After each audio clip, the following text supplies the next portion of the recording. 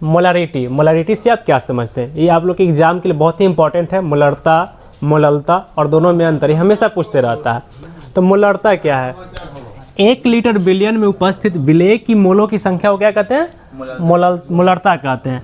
1 litre billion में उपस्थित विलेय के मोलों की संख्या को क्या कहेंगे? मोलरता कहेंगे। मोलरता को कैपिटल एम से सूचित करते हैं। किससे? कैपिटल एम से सूचित करते हैं। मतलब कि यहाँ से फार्मूला इससे एक न्यूमेरिकल भी पूछता है कि मोलरता ज्ञात करने के लिए रहेगा। ठीक है, तो क्या फार्मूला लिखेंगे? विलेय के मोलों की संख्या बाई विलियन का आयतन। आयतन किस में होना चाहिए? लीटर में होना चाहिए। ठीक है, आगे देखिए, मोलरता का मात्रक, मोलरता का मात्रक क्या होगा? मोल पर लीटर होता है। मोलरता का मात्रक मोल पर लीटर होता है। आगे देखिए, मोलरता ताप द्वारा प्रभावित होती है। किसके द्वारा?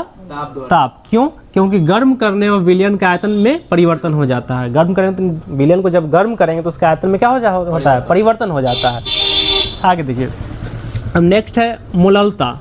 पहले मोलरता देखें, अब मोललता देखेंगे। मोलालिटी से आप क्या समझते हैं? तो इसका देखिए, वहाँ 1 लीटर में था, यहाँ केजी में रहेगा, बस इतना ही डिफरेंस है। 1 केजी विलायक में उपस्थित, वहाँ विलेय में था, यहाँ किसमें? विलायक में। 1 केजी विलायक में उपस्थित विलेय की मोलों की संख्या को क्या कहेंगे? मोललता कहेंगे। 1 केजी विलायक में उपस्थित विलेय की मोलों की संख्या को मोललता कहते हैं। इसे स्मॉल एम से सूचित करते हैं। किससे? स्मॉल एम से सूचित किया जाता है। मोललता का फॉर्मूला होता है विलेय के मोलों की संख्या बाई विलायक का द्रव्यमान। वहाँ क्या था? आयतन था, लेकिन यहाँ द्रव्यमान है। किसमें? केजी में होना चाहिए। ठीक है, मोललता का जो मात्रक है, मोललता मोल पर केजी, और उसका मोल पर लीटर था। अब मोललता में मोल पर केजी था, केजी है। देखिए, मोललता जो किसके द्वारा प्रभावित नहीं होती है? ताप द्वारा प्रभावित नहीं होती है। मोललता ताप द्वारा प्रभावित नहीं होगी। अब देखिए, इसमें अंतर पूछता है कि मोललता और मोलरता और मोललता में अंतर पूछता है। तो देखिए तो कि मोललता और मोललता में अंतर बताइए। तो मोलरता और मोललता में निम्नलिखित अंतर है। ठीक है, इस तरह से ऐसे ही लिखना है डिवाइड करके। पहला अंतर देखिए, 1 लीटर विलियन में उपस्थित विलेय की मोलों की संख्या को क्या कहेंगे? मोलरता कहेंगे। यहाँ लीटर में था, यहाँ केजी में। 1 केजी विलायक में उपस्थित विलेय के मोलों की संख्या को क्या कहेंगे?